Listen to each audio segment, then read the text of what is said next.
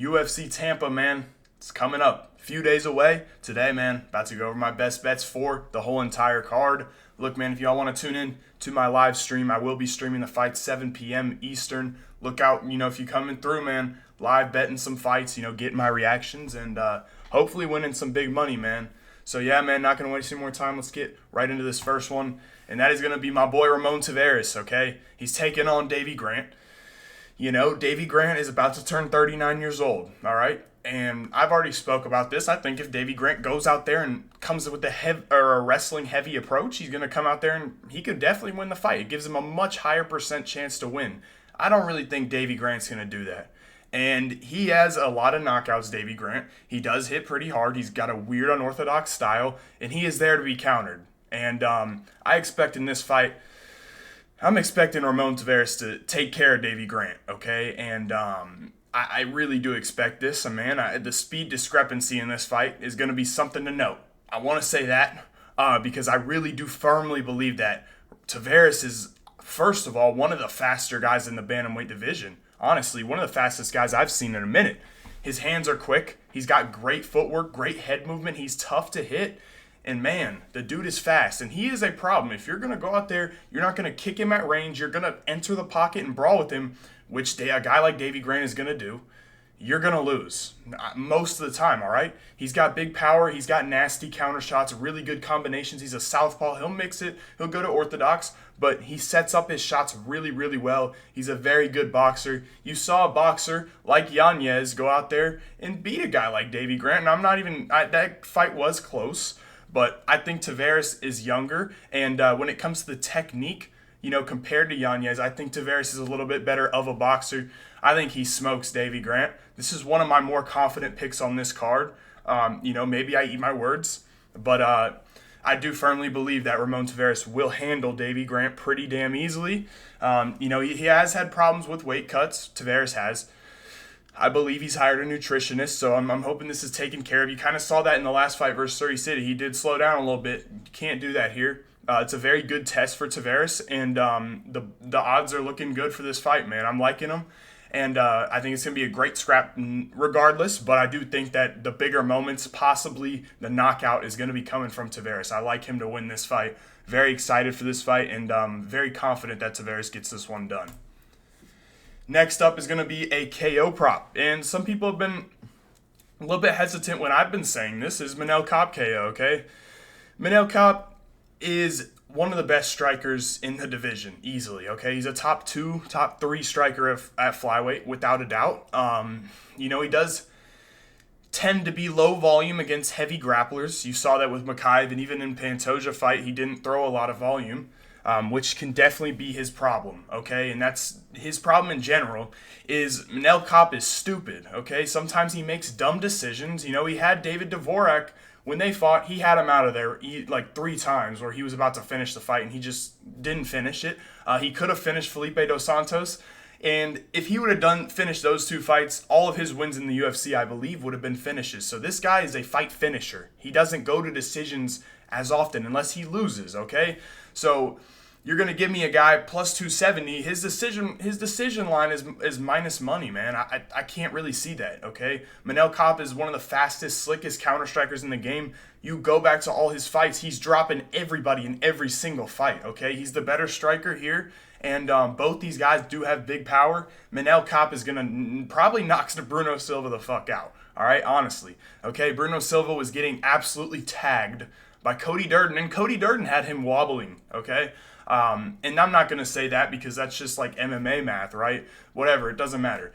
Look, Manel Kape is, like I said, top 3 striker in this division. He will find a finish here. And if he doesn't find a finish, he's going to drop Bruno Silva a couple times, and I'm just banking on him following up the shots and getting the finish because he does have a tendency and untrustworthy because he sometimes fucks around in the octagon, okay? You go back to that Dos Santos fight, he could have finished that fight. He could have finished David Dvorak, but knockout wins over Ode Osborne. Another knockout I can't remember off the back of my head, but he goes into the Ryzen, knocks out Kaya Secure. He's got knockouts all over the place in Ryzen. This guy is a knockout artist, all right? He doesn't come in to get decisions typically. It has happened, 2 times in this past wins. I'm expecting a knockout from Manel Kape here. I think he gets this one done by knockout. Plus 270, I'm liking the number on it. Next up is going to be Colby Covington moneyline. Now, honestly, guys, I don't know, if Colby Covington's going to look the same, okay? I know he has taken this fight on short notice. I think he's been training with Roberto Soldic. That's the guy who knocked out Dricus du Plessis. I believe his name's RoboCop, but he's a killer, man. He's really good, and I think that's a good training partner here. And obviously, look, man, I don't believe in this is really, really where I'm coming from, is I don't believe in Joaquin Buckley's counter-striking ability. I don't think he's a good enough counter-striker to get anybody out of there, right? He likes to come forward with his shots, his offensive shots. I don't think he's a good enough striker to, step back and counter Colby as he's coming in.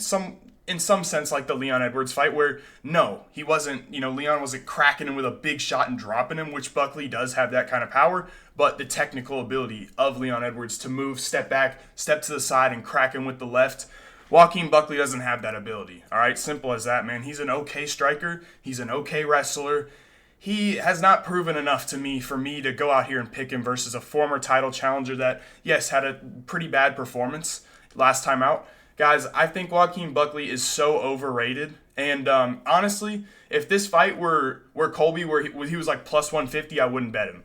But I think there's too much value on him, all right? Because Joaquin Buckley has not proven anything, all right? Colby Covington just fought a title fight. Like, I know this is a little bit, weird, but he just fought a title fight. A title fight. He just fought a title fight. Joaquin Buckley has never even been sniffing a title fight. All right? You know what I mean? This is a high-level fighter in a guy like Leon Edwards who would smoke Joaquin Buckley, right?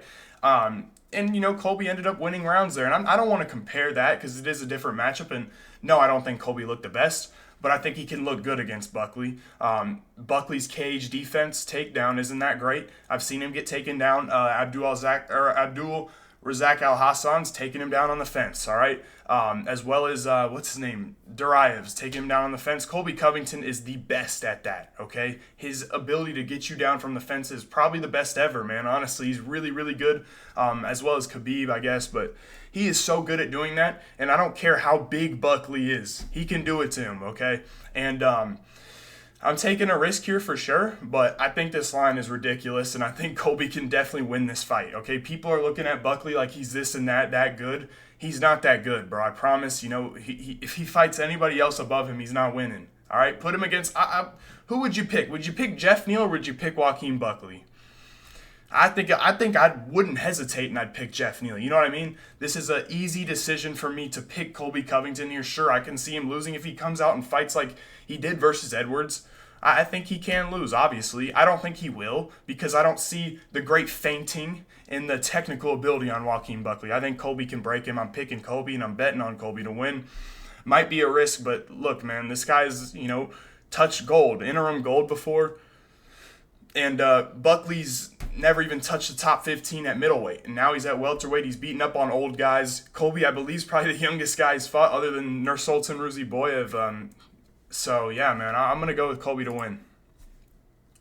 All right, let me move my camera here. So this is a hedge right here, baby. This is a hedge. Look, man, I have Vitor Petrino here, and I'm probably going to drop more on Vitor Petrino. Look, I don't see him losing against Dustin Jacoby, man. There's multiple ways he can win this fight, and I don't see any danger coming from Dustin Jacoby, okay? It's almost similar to, I can't remember what matchup. Oh, Ian Gary Rachmanov, right? Like, I didn't think Ian Gary would be able to hurt Vitor Petrino, right? I don't think Dustin Jacoby can hurt Vitor Petrino. I've seen him get hit with big shots. The guy is huge. He looks like the Hulk. He's built like the Hulk. So I don't really see him getting hurt at all. And he can get outstruck on the feet for sure. But it's also, taken to note here that if he hits Dustin Jacoby one time, Jacoby can go down and get his lights put out. You saw a very low-level striker like Alonzo Menefield do that. Alonzo Menefield is not a better striker than Vitor Petrino, okay? Simple as that. Vitor Petrino has better technique on his shots. He's faster than Alonzo Menefield, and I'd go out and say he hits harder than Alonzo Menefield too. So I don't even think he'll have a problem finding the mark, landing on Jacoby, and dropping him and probably KOing him. But there's another thing here. He can go to the wrestling. He can go to the BJJ. that's where I think he can win this fight easily, where he can do it either way. You know what I mean? If he is getting pieced up on the feet by Jacoby and he's not having his way, I think he can take Jacoby down. He doesn't have the best wrestling entries, but the dude is strong as hell, okay? It's hard for me to see Petrino losing this fight, and I want to put another parlay with him, which I probably will now that I've gone over it and explained how he cannot lose this fight. He can, obviously, but no, bro. He shouldn't lose this fight. And another guy that shouldn't lose their fight is Michael Johnson. But do I trust Michael Johnson's durability? I sure don't. So that's why I've hedged it. Michael Johnson should win this fight, okay? He's better everywhere than Ottoman Azaitar, and he does lack the power and the durability that Azaitar does have. Azaitar doesn't have durability, but he does have a lot of power.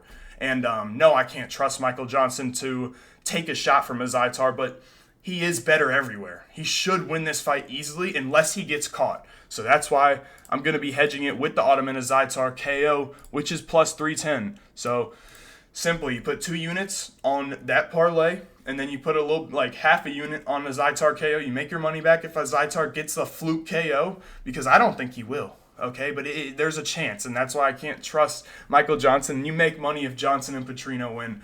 I don't see those guys losing, man. That's going to be all my bets for this card so far. Make sure y'all join my Discord, man. I'll put it in the description again. I'll be posting all my bets there if I have any more. But yeah, man, that's going to do it for me. I will see y'all boys on Saturday night at 7 p.m. Eastern.